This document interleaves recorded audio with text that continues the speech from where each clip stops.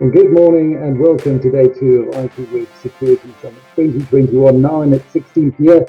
This is an attack on trust, and the consequence is fear, the consequence is uncertainty, and it's doubt, and all of that can be very expensive and damaging for companies as well. There are people out there that just make a hobby out of sharing this data with other people. My data, your data. A big challenge in Africa is how best do we begin to entrench the notion of multi-stakeholderism. Cyber criminals can send a mail from just about anybody in the world. So from the presidents of our country or from major financial institutions. So it is a challenge because when employees are not sitting on your network, all your network monitoring tools just don't work. Gartner recognizes that by 2022, at least 15% of large enterprises will be using cyber ranges. If you're going to do network forensics, first you need to know networking.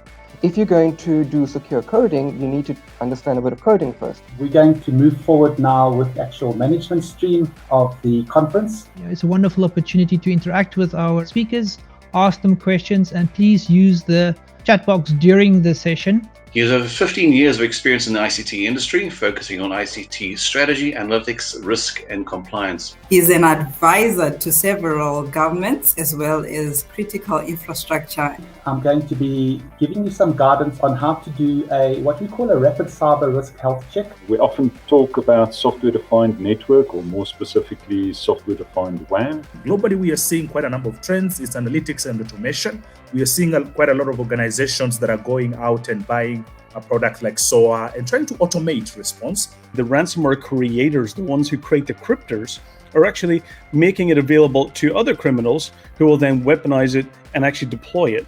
I'm going to be talking about the state of cybersecurity today. I'm going to be talking about how we got there and essentially trying to identify what I believe can be an effective rallying point. This clearly shows that attack surface has increased in real time. The actual physical techniques and the mechanisms that are used to create what we would refer to as deep fakes largely depends on what we're trying to achieve. And if that access is not highly privileged, they will look to ascertain privileges through escalation techniques. Absolutely everything that we are using in business at some time or another was designed.